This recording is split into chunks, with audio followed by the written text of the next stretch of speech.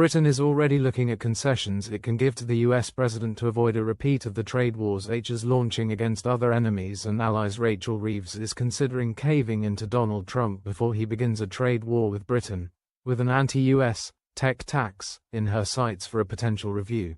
American tech giants are currently clobbered with a 2% digital services tax, generating around £678 million a year.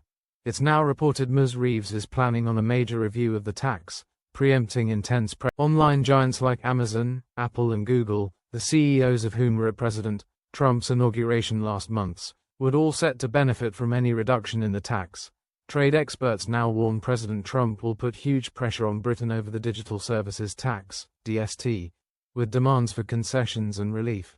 John Denton at the International Chamber of Commerce said, "I think there will be a lot of pressure put on the UK on this particular." The Director General of the Institute of Export and International Trade added, "The sense that US-based businesses, particularly the so-called tech bros, are being targeted specifically is something that he's seemingly not willing to accept.